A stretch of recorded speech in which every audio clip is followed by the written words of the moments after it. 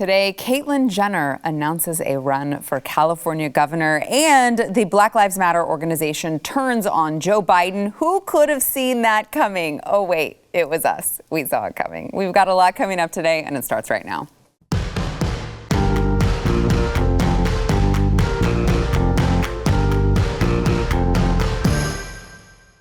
Welcome to the news and why it matters. Happy Friday. Oh my gosh, it is finally Friday. I am Sarah Gonzalez, today joined by Eric July, BlazeTV contributor, and also Jill Savage, political commentator and former sports reporter. So thank you guys for being here. Thank you for looking bright and shiny, which is totally not like my mood today. So I appreciate the uplifting colors. It's also not like what it looks like outside in Dallas today, all stormy, and we're getting ready for some big thunderstorms. So I thought I'd brighten up the mood a little. Yes, thank you. We need it. I've been dealing with idiots all morning on Twitter, so I definitely need the mood brightening.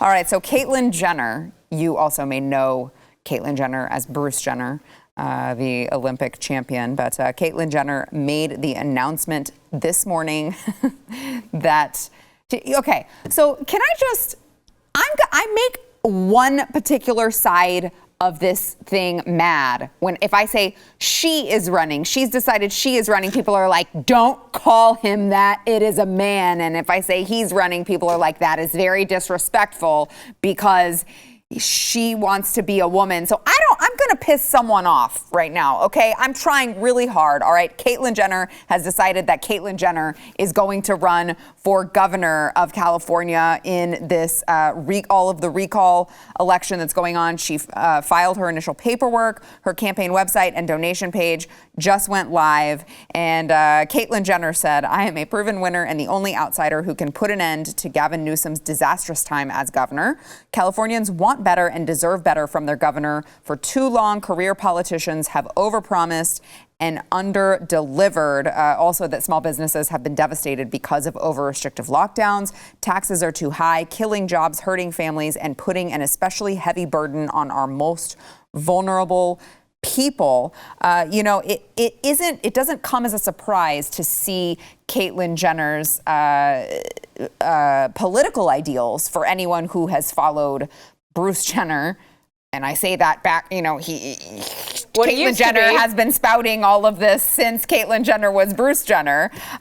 So it isn't a surprise to see these political philosophies coming from that. But is this just how it's going to shake out? This is so 2021 that a transgender woman is running for governor in California, and I think that would be the first female governor of California, if I'm not mistaken, which would just be great. Yeah, That they would call, but that's what they would say, right? They would call Caitlyn Jenner the first female governor of. I say go for it, just because California. You put that. Yeah, I want to see a war. So let's do it. Because then on top of that, she has generally politics that aren't supposed to be associated with people like her as well. So you have people conflicted. So, now the other side, I guess, if you don't support Caitlyn Jenner, well, you're transphobe. Right, exactly. How could you not vote exactly. for Caitlyn Are Jenner? you not progressive Apparently enough? not. Apparently not. So, but no, that's not only just par for the course for 2021, but it is California after all. We know how between Schwarzeneggers of the world and that's how they do things. It is a loony bin out there, so they're going to shake it up in the way that they shake it up. Those particular politics and what you mentioned, she's not entirely incorrect on. Wouldn't that be a glorious thing if she were able to actually go through with a lot of those concepts and actually govern in that way? But I don't hold my breath for anybody that's a politician. Doesn't matter if they're a career politician or anybody, because I particularly take issue with this idea that someone comes along, it doesn't matter if they're actor, actress, career politician. This whole idea when we approach government and it's like people don't deliver and I need to be doing something for you. I think that premise in its entirety is the issue with the state or with the government in general. I would rather you just sit there and not do anything, ever. That's more preferable to you trying to do something specifically for me. Listen, Caitlyn's going to be able to check a lot of the boxes on bingo, on that bingo card. And a lot of people are going to say, I feel like I'm compelled to vote for her because she's transgender and all this. Listen, she's going to be better than Gavin Newsom is right now. We can all agree on that because she is saying that small businesses are suffering. Right. These COVID lockdowns aren't working. She says that she's That's what I'm fiscally wondering. conservative. She could bridge that gap. She could bridge that, like, okay, I'm a liberal, but I can't vote for a staunch Republican. I'll vote for a transgender. That's fine. And in California, we would be making progress with that. Not in progress like in their type of transgender way, but progress in like bringing California back along economically to where it could possibly be. Do I want her for the governor of Texas? No. Do I want her for the governor of California? Maybe. I mean, it's better than what we have right now. So it might be baby steps. They is what are you're saying. absolutely going to be small baby steps that, you know, hey, maybe it'll open some people's minds going, oh, I do like keeping more of my own paycheck in my pocket. That seems a little bit nicer than what we've had these last couple of decades. Do you think that California is still are we able to repair California? Because I have a lot of people, and God bless you, you conservatives who still live in California. I don't personally know how you do it. I would have gotten the hell out of there a long time ago. But they get very angry when I have made the comment. I say, I think California is just kind of beyond repair at this point. If you're conservative, get out, come to Texas, come to like-minded places where we can make sure to keep these places with the policies that we enjoy so much. And they're like, absolutely not. We can still repair. We can still save them. And I'm just not sure. I lived in San Francisco for a year. That's where my company at the time was headquartered, and I had to. Yeah. And I went in and I said, this is only going to be for 1 year because I How long couldn't ago was take this? it. 6 years ago. Okay. So it was still already in decline. The homeless people in San Francisco were all over. They had paint on the walls that they were testing that was repelling urine so that the homeless people couldn't actually pee on the walls. It would come back at them. Wow. Like they were already urine repelling paint. Yeah, they were innovative, if nothing else, in San Francisco at the time. But it was so bad. And I was like paying $3,000 for a studio apartment going, why am I doing this? Why is anybody here doing this? So from my personal experience, I say it's so far gone, but maybe if it deteriorates, and maybe COVID is actually going to help California a little bit and open those people's eyes and say there is another way. Do you think so, Eric? I mean, California is California. I mean, I'm not a fan of it. I've never been a fan of it. And many times that I've been there, I've never had fun. It's a terrible place. And I'm sorry I know I got a lot of fans that are out there that are from California, but it is what it is. It's just not my cup of tea. Now, is it far gone? Probably. I mean, to be completely honest, just being realistic about the situation, it's just you have, unfortunately, these leftists had infiltrated everything over there. And with them, have basically being an extension of the authoritarian left with Hollywood and it being so active out there in the West Coast in terms of its influence. I mean, they had a generation of people just wherever they went. So, of course, a lot of them came up expecting this government to be the nanny and the daddy state that it has absolutely become. And, of course, that manifests itself in higher taxes, higher living costs of living, and what have you. Not because it's a better place or anything. It's just because that's what you get when you tax and spend. So I do believe that it's certainly far gone. But I will say this, that I think this was more of the 2015, 2016 going with the whole Donald Trump situation.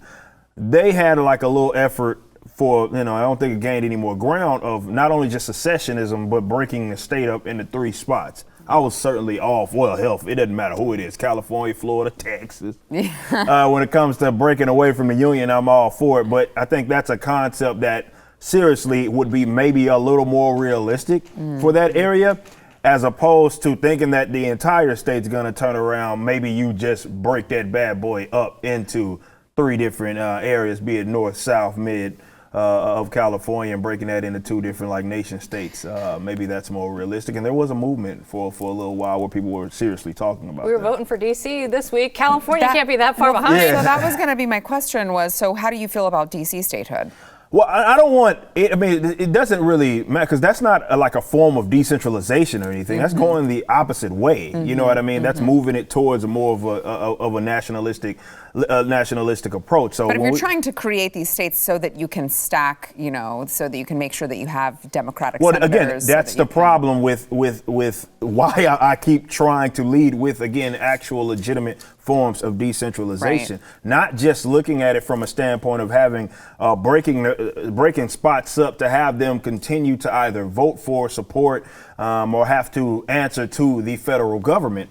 That's the opposite of what we're discussing here. I'm talking about removing that cancer in the federal government out of the way and letting these instances govern themselves. So it would have been a different conversation if they were like, well, D.C. is becoming its own little nation state and doesn't have to do with anything with like voting or anything. Oh, yeah, I'm all for it, by all means. But of course, that's not what they're pushing for. It's more so that they want to, at the federal level, seem to push the envelope, or not envelope, but rather the needle closer to them.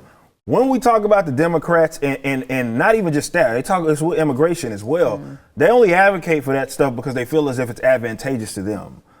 It's not because they give a damn about decentralization, freedom of movement, or any of these concepts. Yeah, they're just trying to maintain the power. Exactly. That's what it's all about for them. Yeah. Jill, what are your thoughts on it? I'm curious.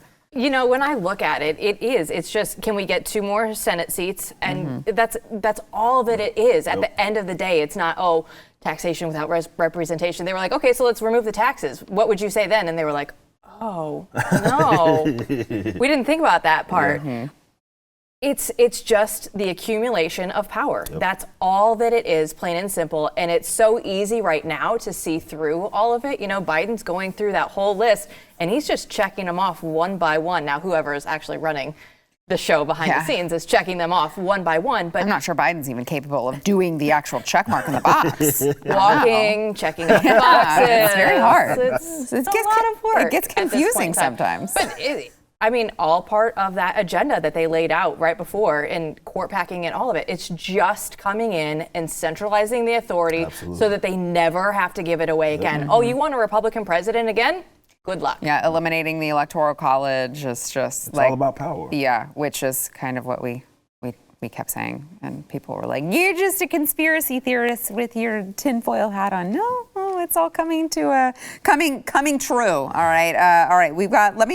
Let me get into this story before we have to go to break. So the official Black Lives Matter organization is turning on Joe Biden. Now, this is not a surprise to anyone who has been paying attention because Black Lives Matter, immediately wrote Joe Biden a letter that went unanswered after he got into office. They were like, hey, we helped you get into office. Now let's talk about what you're going to do for us. And he didn't answer it. And so didn't even invite him, by the way. Like, remember, that was the complaint. Like they had their whatever meeting with those leaders, and Black Lives Matter wasn't even invited to the table. Which, it's hard to determine who is using the other party more, right? Because they're both using each other for their own gains. But Black Lives Matter said Biden's first 100 days are up in 10 days. By then, we need him to end 1033, which transfers military equipment into the hands of police across the country, including school and campus police. Another example, the military you see out on your streets ahead of the Chauvin verdict. Biden is currently sending more military equipment to our neighborhoods than Trump did. You read that right. Our communities are being terrorized at a greater rate than they had been under Trump. So I feel like we're living in a twilight zone reading all of this. And of course, Black Lives Matter staunchly believes that the police are violent upholders of white supremacy. Doesn't matter that the Chauvin trial, not one iota of the actual trial was spent talking about racism, giving any sort of evidence of any sort of systemic racism in policing. Doesn't matter. But Black Lives Matter has now, they are turning on Joe Biden. Eric. That in itself isn't surprising. I think a lot of them, definitely with their leaders, were just a tad bit more what others would consider radical enough for them to not ever really be that much supportive of Joe Biden. But I think they saw that there was some sort of advantage that they thought that they could at least, because they pay lip service to Black Lives Matter, hashtagging it with the movement and all that. They thought that they could at least get something out of it, and it turned out, has to be expected. Anybody that was paying attention, Biden was like, no, they have their handlers, the guys, those the typical civil rights leaders, the NAACPs and all those other race hustlers. They get the seat at the table, not y'all. Y'all just a tad bit too radical for us. So this is what I don't even want to say, to be fair to them, which why am I even doing that? I wouldn't. You're too kind. Yeah, because they would never offer me such a same. But I don't think it's them being caught with egg on their face. I just think that, they recognize that, okay, you said this, you said that, where you were coming to collect. Yeah. And you ain't gonna get nothing out of it, but I think it's hilarious to see it play out in the way that it has. As any true leftist movement, it will never be enough. You give them one thing, even if they got invited to this summit, they would have said, oh, but we didn't have a seat at the head table. We were off on the side. Oh, we were there and you listened to us, but you didn't implement any of our policies. So do you really care? Yeah. They would have taken this to that next step every single time. And I mean, how many times are we going to see this over and over and over again before people just start waking up and saying, it's a facade. It always will be. It's so irritating. Yeah, no, it is. And I mean, you're right. It's never enough. It's like that children's book, If You Give a Mouse a Cookie. That's like every leftist organization ever. If you give a mouse a cookie, well, then he's going to want a glass of milk. And then he's going to need a napkin. And it never freaking ends, which is why, again, you don't negotiate with terrorists. All right. We've got a lot more coming up. First, we want to thank our sponsor, Bonner Wines. So, you ever go to a nice barbecue place and then the next day you are like, because you're still digesting all of the meat that you ate? Not that I speak from personal experience or anything, but I got a tip for you on that, all right? Drink red wine. Not only does it taste amazing, red wine actually makes you digest meat more effectively. I know. By the way, it also makes red meat healthier, according to a couple different studies. But not all red wines are equal. Here's the thing: you could go to your local grocery store and buy like a $2 wine if you want a red wine full of chemicals and pesticides and going to give you like a really bad hangover from drinking one glass. Or you could check out the Extreme Altitude Malbec from Argentina. Extreme altitude means that these grapes are grown at around 9,000 feet. Okay, so when I'm telling you that you can taste the difference in the wine because of where the grapes are grown, I mean it. There are no excess chemicals, by the way. They've got notes of blackberry, leather, smoke, and dark cherry. I am known as the health nut over here at the Blaze, and I got to tell you, these wines are not only delicious, they are also healthier for you. They have more resveratrol, which helps you boost longevity in life and memory, and all of these other awesome things. Less sugar, less additives, less chemicals. They taste delicious. It's a win-win for everyone. All right. They keep having to get more of these shipments in because everyone keeps buying them. So you got to go there. Don't sleep on it. You can get 50% off if you go there today. It's cowgirlwine2021.com. That is cowgirlwine2021.com.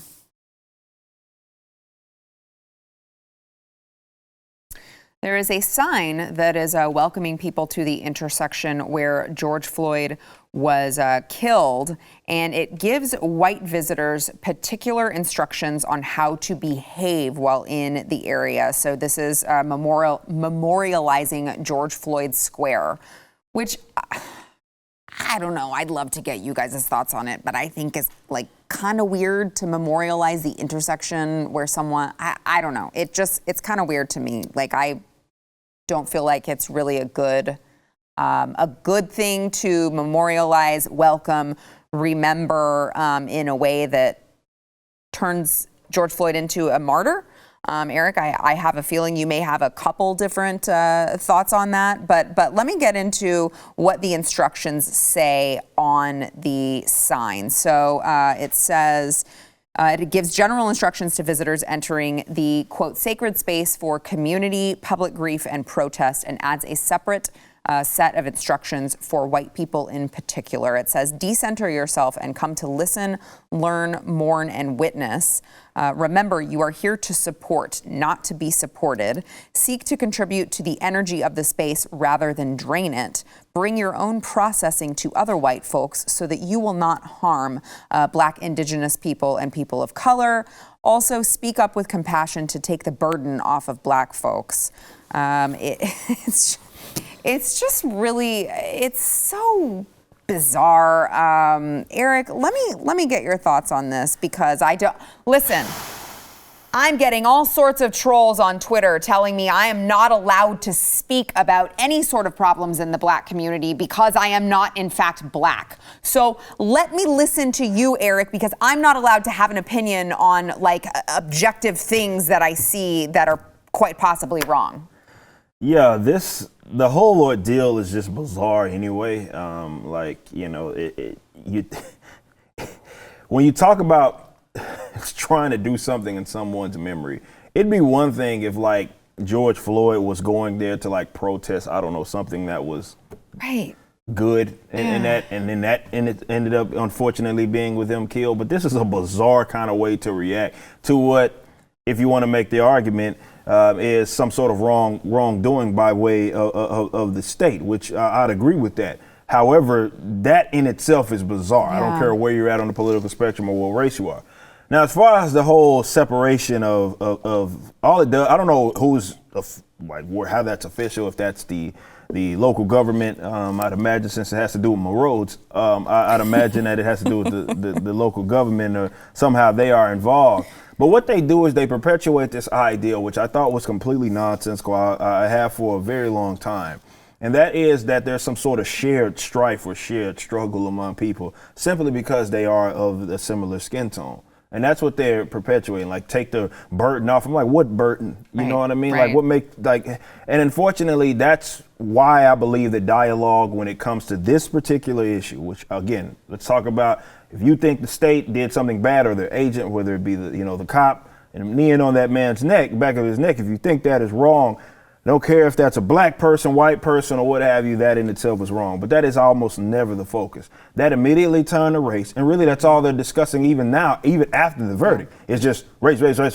Even though it wasn't in the even though there's no trial. proof, right. Even though there's no proof that in itself happened, believe it or not, bad things can happen to black people, and it not be because they are specifically black. Right. But that's why when it comes to whether it be police brutality or misconduct, why those issues never get resolved, because that's the approach. It's this sort of perpetual victimhood struggle by way of the race. So this is why I said on Wednesday's show that they would much rather everybody get kneed on the back of the neck equally, in as far as them being them perceiving it, as opposed to actually ridding people of that. This is why I would never take them serious. I wouldn't take Black Lives Matter as an organization or as a movement seriously, because they are not about actually looking at things objectively in any way. But this whole shared strife, though, that stuff is corny, and I wish we'd be done with it. And Sarah, what does it say specifically at the beginning of the white part for the instructions? What, the decenter yourself? Yeah. Yes, decenter yourself. It sounds like you're going into a yoga studio. Yeah, not it's weird. Into, as they say, a sacred place. Like, the fact that they're calling it a sacred place It's weird, is right? weird Okay, that they frame it that way. Yeah. Guys, it was the place of, a manslaughter, as they call second-degree murder in Minnesota. Anywhere else, it would be manslaughter. To call that sacred is weird. To make it sound like you're entering a yoga studio after that is so bizarre. And then you add race on top of that. Like, who came up with this? This is peak 2021 now in all of the levels that you see. But to have different rules for white people and different rules for black people, like, did we want to go through the civil rights era or not? Do we want to just undo it all and have separate rules for your skin color I think they would say yes. That's the direction that we're going. I think that they would say yes. They do want to undo that, but only if white people are the inferior ones on the totem pole. I think is where we're at, sadly. Yeah, these guys aren't at all concerned with actual liberation, actual freedom, actually trying to rid the world of aggression. Right. And this is why when it comes to, we talk about not negotiating with terrorists and not giving them any sort of inch, because in doing that, it makes it seem as if they ever have a point. This is why I've despised even my fellow libertarians who look at these movements that lead with race, and they say, well, they're against police brutality. You are too. It's like, who the hell gave them monopoly on being against that? Nobody. And as I've mentioned, when it comes to coalition building or absolutely wanting to move the world, or rather this country, towards a more freer and prosperous place, just as important is why you are against what happened. Yeah. And if you can't even correctly identify that, just because you look at that as something wrong and I look at that as something wrong, does not mean that you are, let's say, correct in any way. It's just, okay, it just so happened that that's the case. You're against that, I'm against that, but we're against it for completely different reasons, which is why, despite getting even the verdict that they wanted, we're still talking about this racial bullcrap. They're not even addressing the fundamental issue, because they're not at all concerned with the fundamental issue. And this is why you get these brainlets, which is what I call them, that sit up here and advocate things that are generally in those groups that are things that are diametrically opposed. ACAB, I hate the police, need more gun control, because they're stupid. And that's why I treat them as such.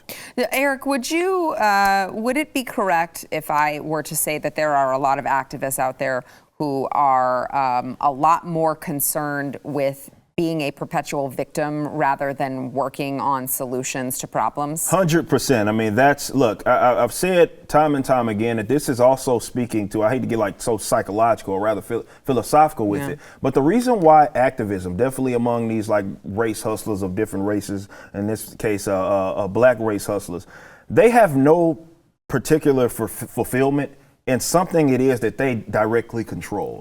Right? So they don't have anything that they can point to say, I built it, I am proud of it. This is why so many of these folks, definitely that are in my generation and younger, who sit up there and seek activism as some sort of means of fulfillment, because they want to feel like they're part of something greater, because they don't have anything that they can directly point to. And it's a very easy thing to do, like just to get up there, hold your fist in the air, march or something like that. It doesn't matter what the reason for. It doesn't even matter if it's legitimate.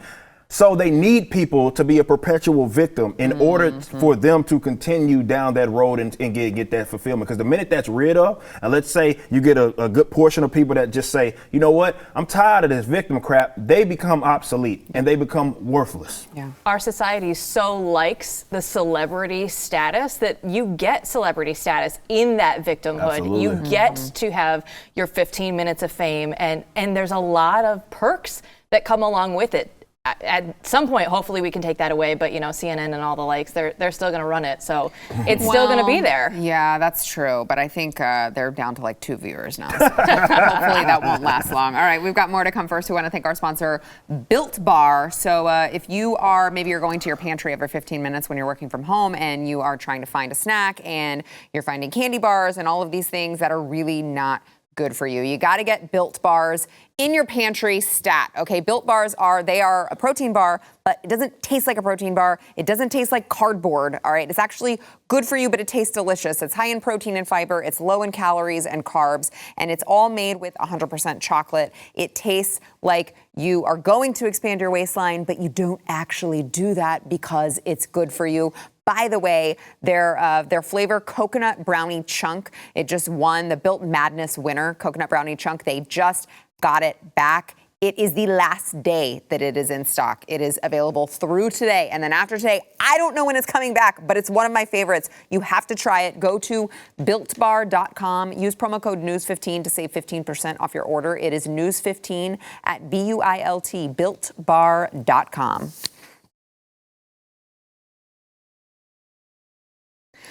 So while we're on the topic of police brutality, Lori Lightfoot, Chicago's mayor, has a brilliant idea for police reform. Eric, you're talking about, we're so concerned with Black Lives Matter that we are not looking at how to actually combat police brutality and the problems that exist within policing. Well, I think Lori Lightfoot has a great idea. So her office's idea is that, you could engage with the suspect by, chasing them on foot, but you probably should call in first and get permission from the higher ups. So, yes, they may be running, but just hold on. Let me just grab my walkie-talkie and radio that in and get permission from my boss, and then I can pursue the suspect. That's obviously they're going to catch them every time with that much of a head start that the suspect has, right? Is this what you were talking about when you said combating? No, it just goes to show the disconnect between, in particular in this instance, and that it's not just about police, it's about, like, we're talking about security and all these other sorts of concepts that unfortunately have been conflated. And, you know, again, it's monopolized, so the police is expected to basically respond to absolutely everything. And what that is a disconnect. It's the same thing that we saw from the whole, you know, Bryant situation, where you get all these people who comment on certain things like, hey, shoot in the air, or shoot at their leg, or shoot at their arm. You get people that are just completely disconnected, have never been involved in any sort of conflict or anything like that. But again, that's not a solution at all. Like it's like, unfortunately, that's the people that are in charge, rather than people that have given this authority to rule over them, which are generally the most stupid people that are part of pop, especially Beetlejuice there. And it's like, when you talk about the issue of police brutality, the core conflict, I think, starts with, okay, what is incentivizing them to have to engage with a person, right? Are there too many laws? I feel like that's the easiest thing to approach it. Like, not that, okay, in the event that there's an actual act of aggression. And this is why it can't be as black and white as I hate the government, because I do, of course, but that's not an answer, right? It's not an answer. They've monopolized the law. That's the reality of the situation. So if I go chase them, then I'm going to be in the wrong. I got a cousin that's in jail for doing exactly that. A guy stole from him, and he chased him down, and it got in a conflict, and then he ended up shooting him. And unfortunately, he had to go to jail. When I'm like, dude, if the dude never stole anything, we wouldn't ever talk about this. But that, again, that's another problem of when you do take it into your own hands. Well, again, the state is monopolized, and they gotta respond accordingly. So my issue is that they talk around all of that, because at the end of the day, they're leftist authoritarians either way. Yeah. So like with Lori and the COVID restrictions and stuff like that, they'd have absolutely no problem with the state being utilized to, of course, beat people up in that regard.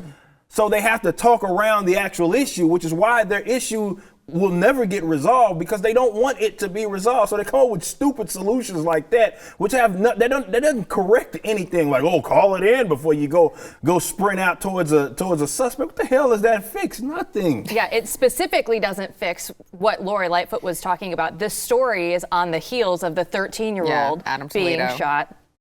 And of course, as the mainstream media would have it, they came out and said, oh, a 13-year-old was unarmed in this case. Oh, well, now we have the police footage, and we know that he had a gun in his hand.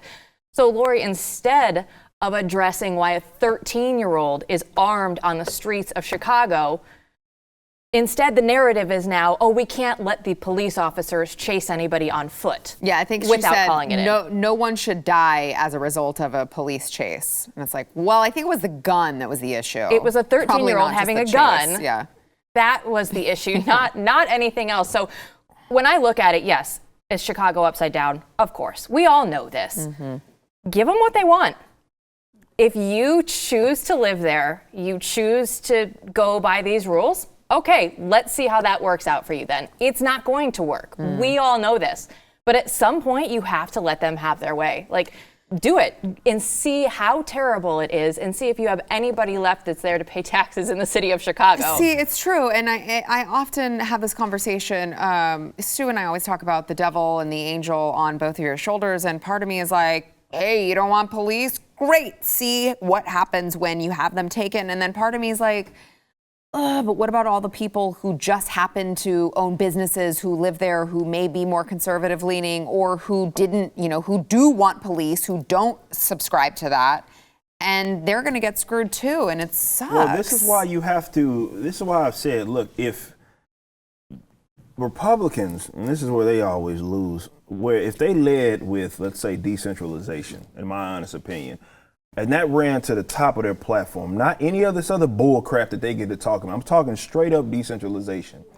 Then they could allocate whatever resources towards, let's say, helping those in the event. Because really all that's going to end up happening is, if you do that, these people are going to want to be it arm themselves and stuff like that. And that, unfortunately, in itself, definitely in a place like Chicago, comes with its own sets of conflict where out of nowhere this person becomes a felon overnight because they were like, okay, I gotta defend myself. They get caught with it, or be it the federal government or anything. Really, they're policing as well with the federal laws, and they go to jail for something stupid. See, and there's unfortunately a lot of people that are in jail for nonsense like that, which I thought the whole idea was that every person has the right to, let's say, have arms. But if they led with that, then they would be able to allocate those resources to save, rather, those people that are not only about to get caught up in the system and a response to, be it abolition of police officers or whatever, but also that have already been caught up in the system right now, because you'd be surprised how many folks are in jail right now for, let's say, again, possession of an illegal firearm, whatever the hell that is. Yeah, Jill, last word on this. I look at it, and at some point you do have to address the root causes, which it's going to take a long time to get down to. And I would sympathize with the people of Chicago because they're dealing with all of this. And you look at the numbers in Portland, right? The defund the police movement and the murder rate has skyrocketed in places like that. But I will stand by it. Like, at some point, you have to show them the way that is not going to work. And everybody that was calling to defund the police is now saying, oops, sorry, we were just pretending. Can we have all of our police officers back now? It didn't take that long, right? This was only throughout the COVID time.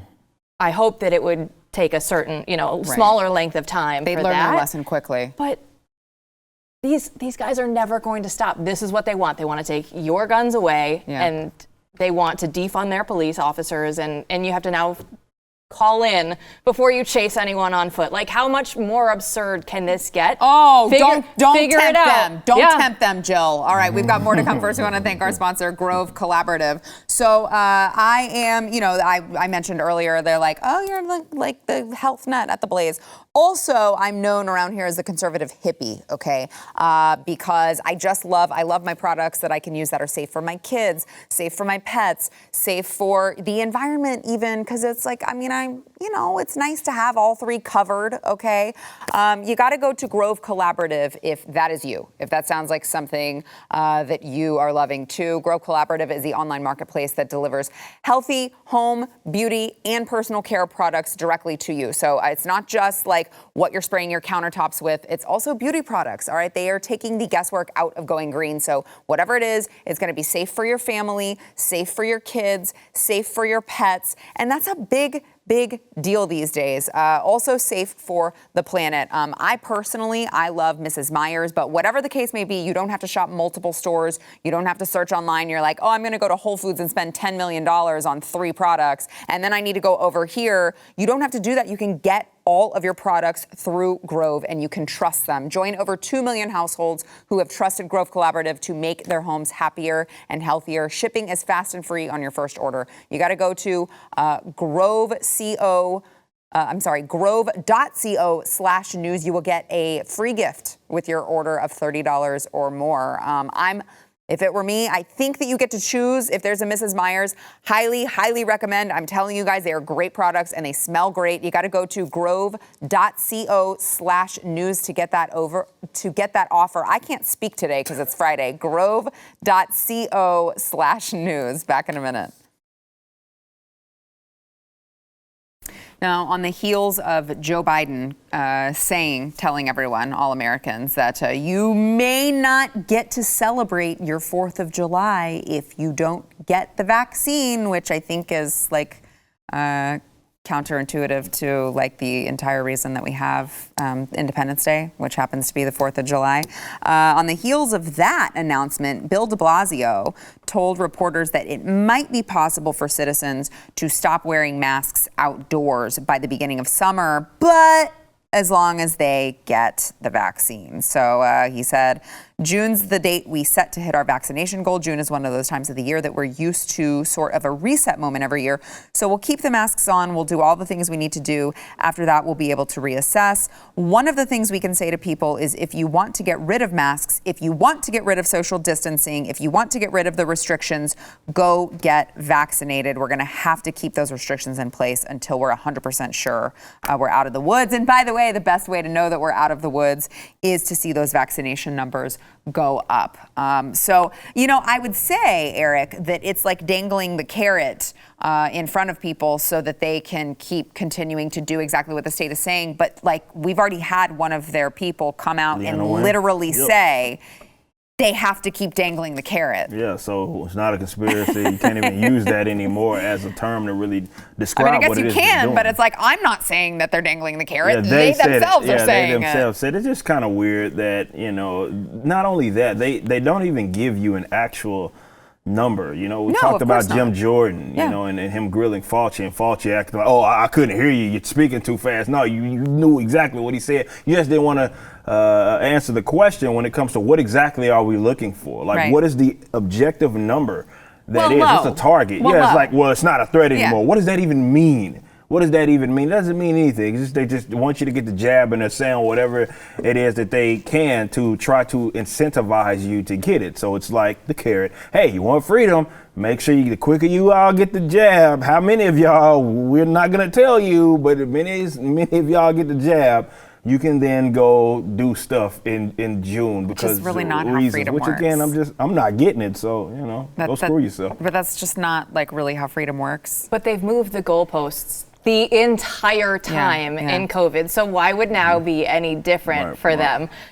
It's so pretentious of them to think that they are the ones that give you freedom. A governor, a mayor, a city council person. Our rights don't come from them. True. They are so slow to figure this out because they think right now, we have all the executive power. We can make these people do whatever we want. No. Yeah. No. Well, that's not how this works. Our rights come from above, not from you. And the faster that they learn this, at some point people have to just start saying, no, I don't. If I have a vaccine or not, it's not up to you. And if I want to go celebrate the 4th of July or if I want to not wear a mask anymore, I'm just going to do it. Well, it is interesting because we're coming up on the second 4th of July that all of this nonsense has been going on. And you would have thought that they would have learned the first time we saw, all the fireworks going on in California and all of these places that were shut down. And the people basically said, screw you guys. We're celebrating Independence Day anyway, because I don't know if all these lawmakers are familiar with why we celebrate Independence Day, but having to get their permission to celebrate it is not really the point. So, I'm going to end on this note, just since we're talking about Independence Day, and which, I think it's important for us to talk about the Declaration of Independence. Just putting something on you guys' mind if you actually haven't read that document. There's a little section in there that says when when it talks about the government being unable to secure freedoms, specifically and literally says that it is the right of the people to alter or abolish it. That's literally in the text. So for you guys that called me crazy for talking about its elimination, that document that you guys hold up, I didn't make it up. It literally says that in there. But Joe Biden was questioning the Second Amendment and if that is actually what it means and if we actually have to follow Nothing's absolute. Come on. All right, we got to take a break. Back in a minute.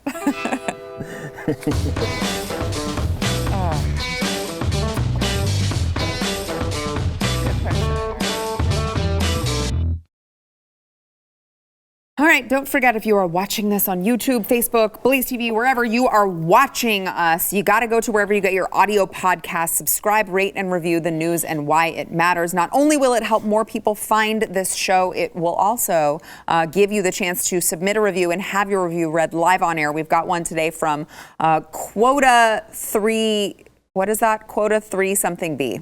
Thanks. All right, every night I look forward to my drive home just so I can listen to the news and why it matters. Such a great show, and they're always right on target. The guests they rotate through are outstanding. You get a great mix of the news with some comedic relief. Love it. Keep up the great work. Thank you. Next one is from someone who just decided to put a bunch of emojis in as their name. So I'm not going to try to describe all of these emojis to you, but there's a lot of them. All right, absolutely love this show. Best place to get recent news with an awesome host and guests. I'm never disappointed. Every guest leads me to following another person. I love the array of opinions as well. Also, thank you, Sarah, for my new addiction to Built Bar. It's a cult following, all right? BuiltBar.com. You got to go there. Thanks, guys.